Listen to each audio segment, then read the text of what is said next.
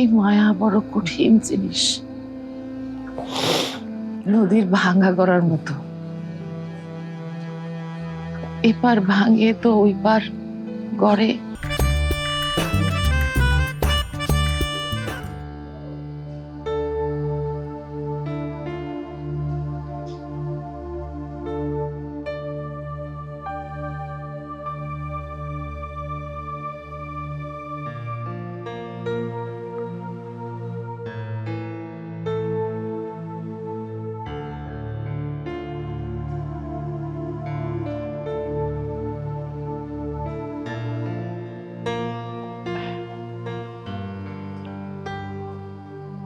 আপনার শরীরটা কি খারাপ দুলা ভাই?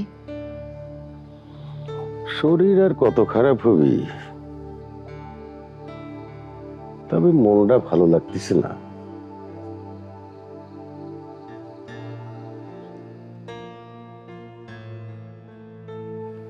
আচ্ছা দুলা ভাই, এই যে আপনার ভাইস্তে আসছে, আপনি কি তাকে আগে কখনো দেখেছেন? জুয়েলের কথা করছো তো? না, ওয়াকে আমি কিভাবে দেখবো? আমি যখন ধলাপুর সারিছি তখন তো এর বাপ মারি বিয়ে হয় নাই। ও আচ্ছা, আপনার কি কখনো আপনার বাড়ি যাবার ইচ্ছা হয় নাই? না, আগে কোনো সময় হয় নাই। তবে চ্যাংরাটা এসে আবার আমাকে ধলাপুরের কথা মনে করায় দিল। এই জন্যই আপনাকে আমি নিষ্ঠুর করে দুলা ভাই।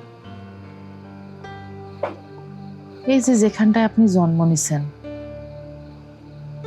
আপনার বাপ মা, ভাই বোন, চাচা, খালা, মামা, বন্ধু বান্ধব, কত আত্মীয় স্বজন, কত কথা, কত স্মৃতি। আপনি এতদিনে একটা বার না যায় পারলেন কেমনে? আপনার কেউ টানে নাই?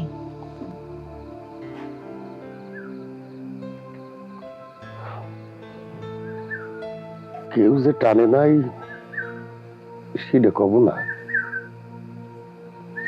অনেক ছোটবেলায় বাপ মা মরে যাওয়ার পরে আত্মীয় স্বজনরা খুব কষ্ট দিছে, অত্যাচার করেছে, আমার বাপের সম্পত্তির থেকে আমাকে বঞ্চিত করেছে। এইসব মেলা কারণে তাগারের উপরে অভিমান থেকে একটা দূরত্ব হয়ে গেছে। সময়ের সাথে সাথে এখানে নতুন জীবন, আমার ছেলে মেয়েরা, তাগারের প্রতি মায়া, এই সব মিলে ধলাপুরের কথা আর মনে হয় নাই। তবে কি জানো সুজাতা, ধলাপুরের মাটি আমাকে সব সময় টাইমতো।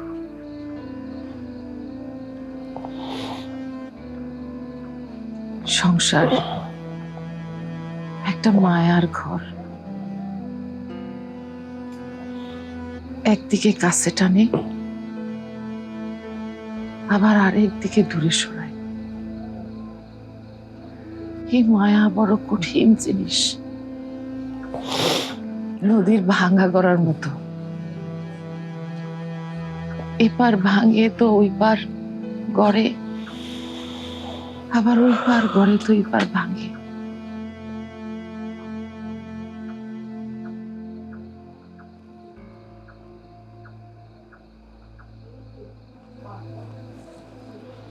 দুলে ভাই,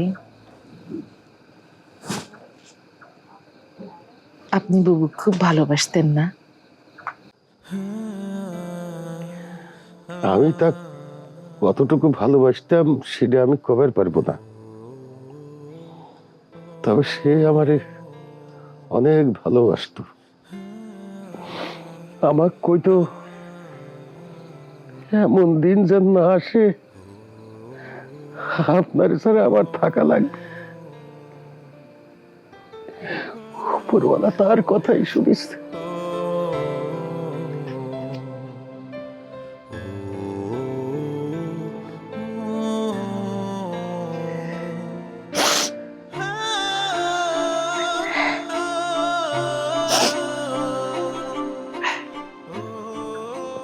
আপনার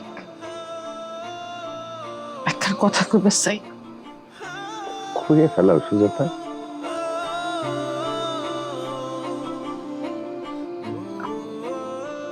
আপনার মেয়েরা যদি ফিরে আসে, আপনি তা ক্ষমা করবেন দুলাভাই। তুমি তুমি কি তার খোঁজ পাইছাও?